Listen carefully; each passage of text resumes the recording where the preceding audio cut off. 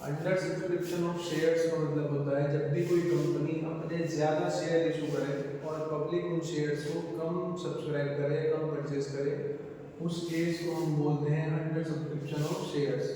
यहाँ पे मैं एक बहुत बेस्ट एग्जांपल देके बताता हूँ। फॉर एग्जांपल एक्स लिमिटेड ने इशू करे हैं 50,000 शेयर इशू किए। मैं हिंदी में भी लिख रहा हूँ, शेयर्स इशू किए, 50,000 शेयर इशू किए हैं कंपनी ने। अब पब्लिक ने कितने सब्सक्राइब किए मैटर ये करता है अंडर सब्सक्रिप्शन के केस में। पब्लिक ने अप्लाई किए 30,000 में, यहाँ पे लिखेंगे हम पब्लिक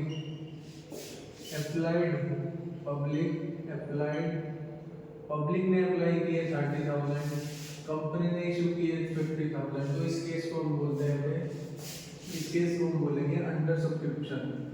मतलब कंपनी चाह रही थी कि मेरे 50,000 शेयर परचेज हो जाए, लेकिन क्या हुआ, अल्टीमेटली पब्लिक ने जो खरीदे हैं वो 30,000 ही शेयर खरीदे हैं। ठीक है, तो इस केस में हम जो क्वेश्चन को स्टार्ट करेंगे, जब हम स्टार्ट करेंगे तो क्वेश्चन को स्टार्ट करेंगे 30,000 शेयर से। जितनी भी कॉस्ट बनेगी उनकी मल्टीप्लाई होगी 30,000 से, ना कि 50,000 से। ठीक है, मैं ये DK गोयल की इलस्ट्रेशन नंबर 9 ले रहा हूँ, ये वाली बुक है, इलस्ट्रेशन नंबर 9 ले रहा हूँ। इसमें मैं अभी लिख देता हूँ एग्जाम्पल। शिवा लिमिटेड है, शॉर्ट समरी बना रहा हूँ, इसकी शॉर्ट समरी बनानी है हमको।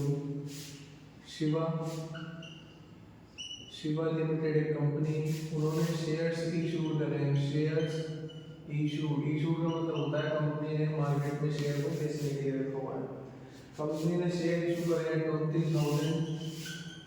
20,000 शेयर्स इशू करे हैं उन्होंने एट द रेट 10 रुपीज़ वाले करे हैं, एट 10% प्रीमियम पे इशू करें। प्रीमियम का मतलब होता है अपने शेयर की एक्चुअल वैल्यू से थोड़ा बढ़ के बिकना। जैसे किसी भी शेयर की वैल्यू 10 रुपीज़ है फेस वैल्यू, अब वो प्रीमियम लग के 10% प्रीमियम कितना हो जाएगा, 10% का 1 रुपीज़, ये हो जाएगा 1 रुपीज़। 10 का 10% 1 रुपीज़ होता है।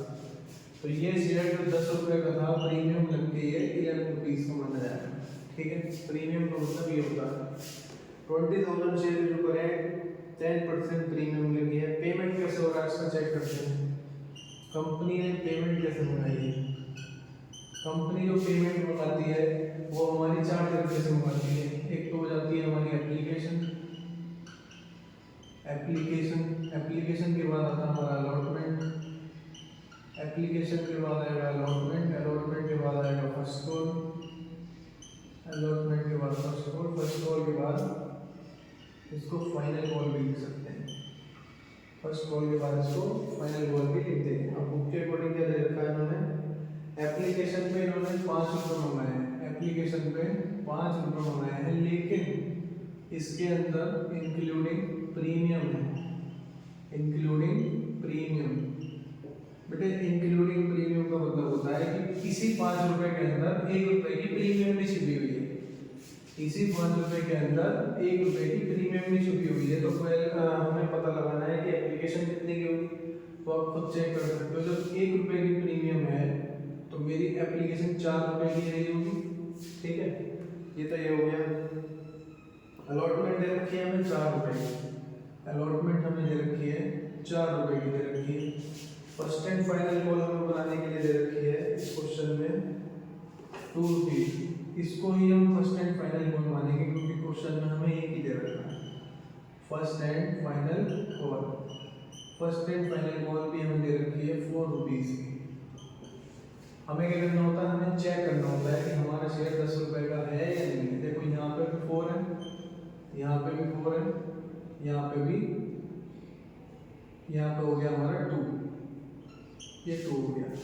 बुक में चेक कर सकते हो आप, वैसे लिखा हुआ है। मैं थोड़ा बेसिक से समझा रहा हूँ कि जो बच्चे थोड़े पढ़ाई में वीक हो समझ भी पाएंगे इसको। मैं थोड़ा बेसिक से समझा रहा हूँ, ज़्यादा इतना बेसिक से मैं कराता नहीं हूँ, मैं समझाने के लिए कोशिश कर रहा हूँ।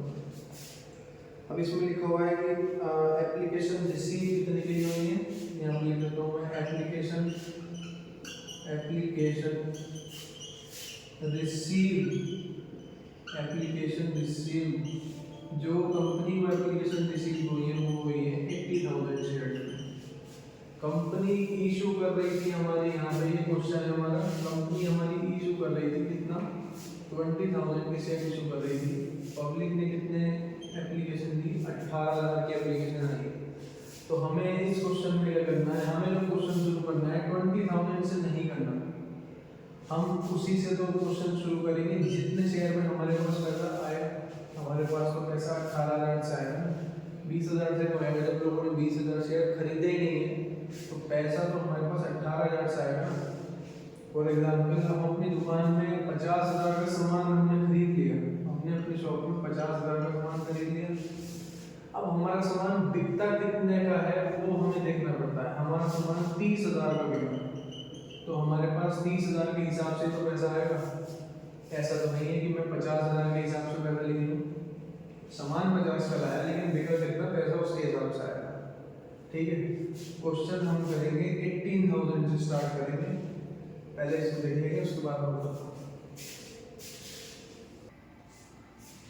अब इसमें हमें क्या करना है, इसमें हमें जनरल एंट्री बनानी है। तो जनरल एंट्री बनाने के लिए क्या करेंगे, मैंने बताया था क्वेश्चन को हम स्टार्ट करेंगे 18,000 के शेयर से, क्योंकि 18,000 शेयर पे मुझे एप्लीकेशन रिसीव हुई, एप्लीकेशन रिसीव हुई। इससे पहले मैंने क्वेश्चन लिख के दिखाया था, वर्ड उसी के अकॉर्डिंग कर रहा हूँ। एप्लीकेशन रिसीव हुई 18,000 शेयर, तो एंट्री की पहले ये बनेगी, bank account debit to share application account. जब भी हम इशू ऑफ शेयर्स के क्वेश्चन करते हैं तो पहली जनरल एंट्री जो हम बनाएंगे, हम एप्लीकेशन की पेमेंट पहले करते हुए दिखाएंगे। ये हमारा एक केस होता है कि हमें इसमें क्या करना है, पहले एप्लीकेशन की मनी का पेमेंट होता है। बाकी जितने भी लेटर और जितने भी कॉल्स बनाएंगे पहले ड्यू होती है फिर पेमेंट होती है, लेकिन इसका केस थोड़ा एक्सेप्शनल है, इसमें पहले पेमेंट करनी पड़ती है, बाद में क्या करेंगे, इसकी बाद में इसको ड्यू करके लिखेंगे। ठीक है, तो यहाँ पर मैंने वही लिखा है, bank account debit to share application account. Narration लिखनी बहुत जरूरी होती है, यहाँ पर मैंने लिखा है application money receive on 18,000 shares including 5 rupees premium. अब देखो एप्लीकेशन मनी रिसीव हुई है, मैं अमाउंट लिख के बता दूँ, देखो 18,000 शेयर्स की मेरे पास एप्लीकेशन आई थी। मैंने क्वेश्चन में लिख के बताया था कि 4 रुपए की तो मेरी एप्लीकेशन है, ठीक है, 4 रुपए की मेरी एप्लीकेशन है और 1 रुपये मेरा किसका था, प्रीमियम का भी था, 1 रुपये प्रीमियम का भी था। तो अब मैं क्या करूँगा, 18,000 के अगर मैं मल्टीप्लाई 5 से कर दूँ तो मेरा बैठता है यहाँ पे 90,000। मैंने डायरेक्टली 90,000 लिख दिया। ठीक है, इसके बाद हम इसकी ड्यू की एंट्री बनाते हैं। ड्यू का मतलब ये होता है कि हमें पहले नोटिस बताना है कि इतना अमाउंट हमारे पास, इतना अमाउंट हमें कंपनी को देना है। ठीक है, तो हम कंपनी क्या करती है, पहले ड्यू बना के दे देती है कि आपको इतना पैसा देना है इस डेट को, और उस पर्टिकुलर डेट को हम पेमेंट कर देते हैं। ठीक है, तो यहाँ पे share application account debit to share capital to securities premium. इसका मतलब हुआ कि शेयर एप्लीकेशन को जो पैसा आया था शेयर एप्लीकेशन का, वो मैंने कहाँ पे ट्रांसफर कर दिया, शेयर कैपिटल अकाउंट में। आपने कैश फ्लो पढ़ा होगा, कैश फ्लो में एक अकाउंट होता है शेयर कैपिटल। जब हम उसकी बैलेंस शीट बना रहे होते हैं तो शेयर होल्डर फंड के अंदर एक और कॉलम आता है, इसको बोलते हैं शेयर कैपिटल। तो ये वही वाला शेयर कैपिटल, जितना पैसा आएगा वो शेयर कैपिटल में ट्रांसफर कर दिया जाएगा। इसके बाद सिक्योरिटीज प्रीमियम रिजर्व, जो मैंने बोला ये प्रीमियम यहाँ लिखा जाएगा। देखो कैसा अमाउंट डालना है, 18,000, 4 रुपीज़ तो मेरी एप्लीकेशन का था, 4 रुपये मेरे एप्लीकेशन के थे, और 18,000 इंटू 1 का मतलब 1 रुपये प्रीमियम का। तो अगर मैं 18,000 की 4 से गुणा करूँगा तो 72,000 आएंगे, और मैं 18,000 की 1 से गुणा करूँगा तो 18,000 आएंगे।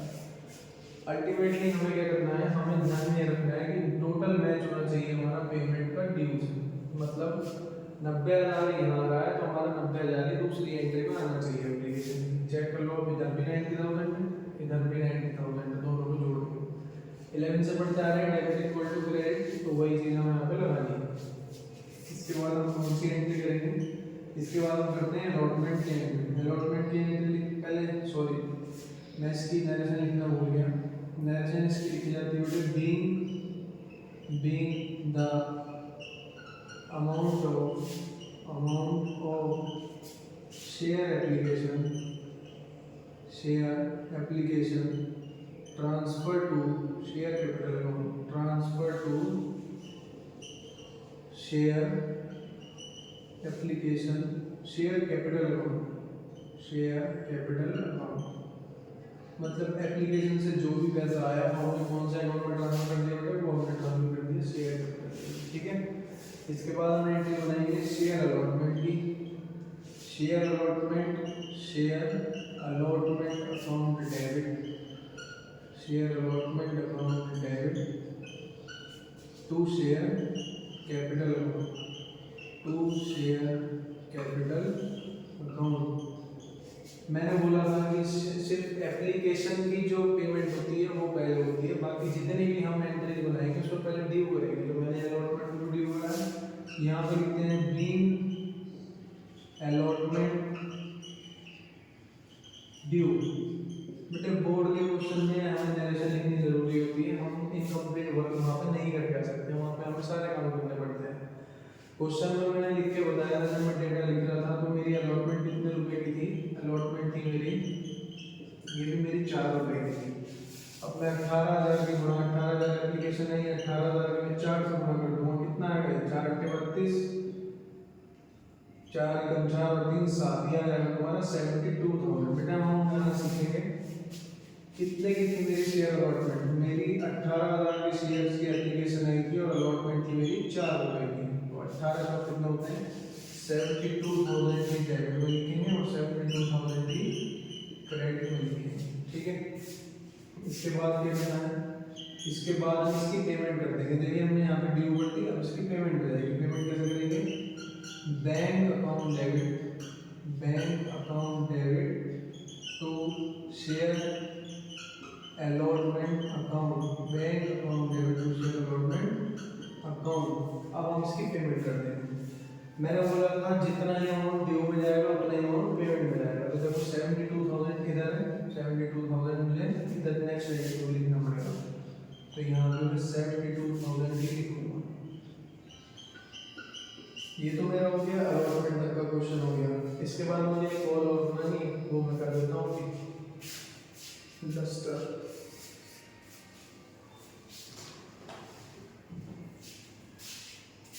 इसकी बेटे एक कॉल और बनाएंगे, वो मैं यहाँ पर लिखा हूँ।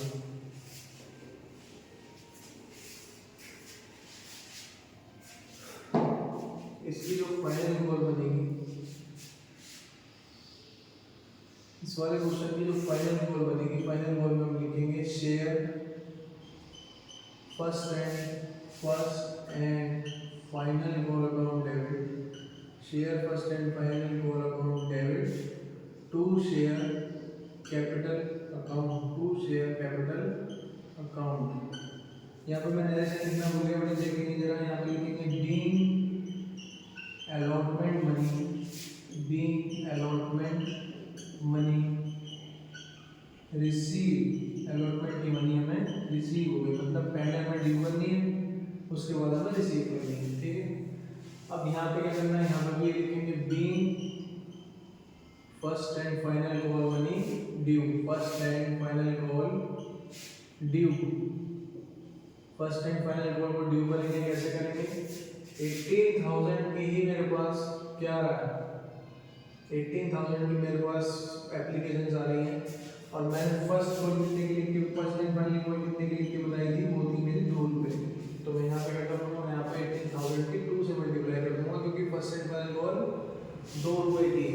तो यहाँ 18,000 × 2 करेंगे तो 36,000 इधर आएगा और 36,000 भी इधर आएगा। ठीक है, इसके बाद एक एंट्री और बनानी है, उस एक एंट्री में हमें क्या करना है, इसकी पेमेंट करके दिखा देंगे, इसकी पेमेंट करके दिखा देंगे। इसकी पेमेंट हो जाएगी bank account debit, bank account debit to share first and final call account, first and final call account.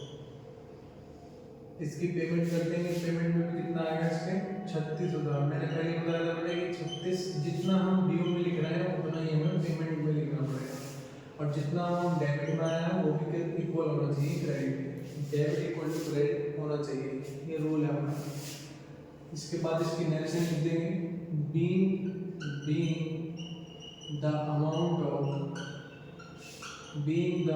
Of share first call receive, या फर्स्ट एंड फाइनल कॉल भी लिख सकते हैं। ठीक है, और ये क्वेश्चन आपको समझ में आया होगा।